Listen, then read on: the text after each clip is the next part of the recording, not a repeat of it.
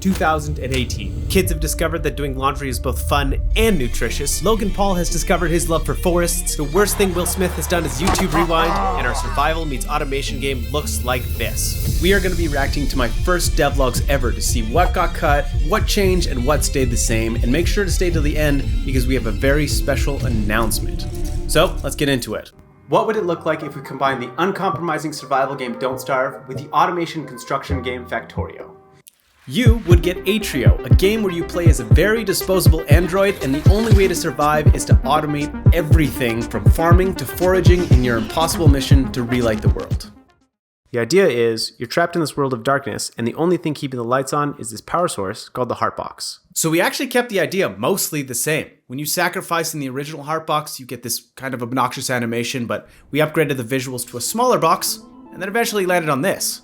When you sacrifice with this one, you get this sexy animation, these juicy red tubes fill up, and then we decided the android you're playing gets plugged in and downloads new recipes to its brain. And the more you upgrade it, the larger the light radius grows. The more world space you have to actually travel around the world and gather resources and save. We caught it. It's gone. Originally, the light radius was meant to grow and shrink, but it doesn't let you travel in the directions you want to travel. So we invented this light bulb system. So you can actually place light bulbs down on the ground and explore in the directions you want to go. We also had to create this fuel depot that basically unlocks when you unlock new fuel types.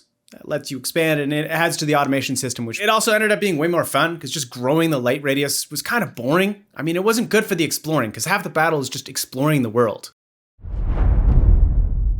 So you can capture creatures that are in the world and put them into your lines. We kept creature capture. Yeah, I mean, it's the hook that makes us different from all the other automation games like Factorio and Satisfactory. Going and actually capturing creatures and adding them to your assembly line is way cooler. Every creature needs a function. The mini deer's function is to eat organic material, digest and convert it into something useful, and then poop it out. So this was idea number one, and I'm super impressed that we actually kept it the same. Obviously, the mini deer has terrible animations, and we made it way better. We ended up moving it into Spine 2D, which is this program designed for animation, and you can really see the improvements. The automation system itself actually works. If you watch all of our other GIFs and clips, we ended up faking it until about year 2, so. We also have our hounds, which will charge you when you enter into their territory. If you drop a proximity mine on them while they charge you, you'll temporarily stun them, and you can't do much with it. Yeah, these were looking in rough shape. My God. So I think this is the one I'm most proud of in terms of improvement. We thought it'd be like some kind of guard dog that was gonna you capture it and it protects your base, but it just didn't fit in our automation system. So we changed it to the pushback. And again, we moved it into Spine, and you can really see the animation difference of not having any animations to this dog that has personality, and its piston head actually moves up and down. And when you capture it, it actually splits resources and pushes them into different assembly lines, which is so useful and cool. And it just adds to this cyberpunk world that we're trying to create. Okay, so the solar dog. Cut. The firebug. Also cut. The Fampup 3000. Also cut. The box monster. We kept this one. Oh, we kept this one. So we cut a lot of creatures, but this one stayed, and the animations look amazing. The design is really cool, but I'm not going to say too much because it's definitely spoilers, and you have to play the game, and you'll see why we kept it a secret. So the one that wasn't included, because it came in year 3, was the Tornado. And I think that's probably my favorite creature in terms of design. It just looks so clean.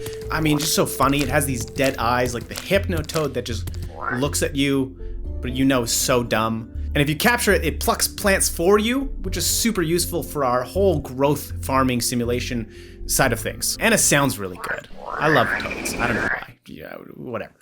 They're funny. More importantly, we want to show off a Rube Goldberg type machine with crazy, zany contraptions. Just so you know, we faked all of this. This was just a prototype to get a feel for creating Rube Goldberg machines. We had no idea what we were doing. It looks cool, but my God, did we fake all of it. In the game, and we're feeling good. So here's the upgraded version of the clip you saw. And again, most of it's faked, but we're starting to really get a feel for our style. Bouncing around and making all this crazy, cool, organic, systemic gameplay. You can light deer on fire and they'll turn into meat. And the idea is you can really put yourself into the game and customize it to make it your own gameplay. Finally, our first functional automation line. Yeah! So now, nothing's faked. Everything is working as we intended. But the biggest difference between year 1 and year 4 is how fast and how juicy it is to build an automation line. Just when you compare See, the right one's already done. The left one is still going. You get the point. And obviously, this is only a fraction of the items we've actually added. I wrote down a list of what we're missing. The scrap chest, the dispense chest, the fuel depot, super bulbs, light bulb, electronics factory smelter, planters, water pumps, V-boxes, research booster, item finder, research module, walls, gates, live, laugh, love, and the picker pals, which, to name a few, is quite a number. And the picker pals, my God, I don't know why they were so much harder to add, but they were super dumb in the beginning. But they collect plants for you and bring them to your base so you can now farm and automate, harvest rocks. I mean, it's super cool. But the one thing I don't think you see from this is the juice, the extra feel you get from playing the game that you can't see from the videos. For example, when you actually place grav pipes down, it just feels so good, fast, and there's these particle systems playing, and the sound effects are cool. Sorry, I'll stop. I'm done. Okay, I'm sorry, I'm done. Animation is way out of my wheelhouse, and I've actually never done it before. This is so true. I didn't know how to do any animation prior to this. The only thing I'd done was created this walk animation for our previous game, Disjoint, and it took me like 5 hours, and let's just say Hayao Miyazaki is not shaking in his boots watching this. Ha! Fools! I actually tried rotoscoping my friend Alex. I remember this. But it really didn't work out the way I wanted it to.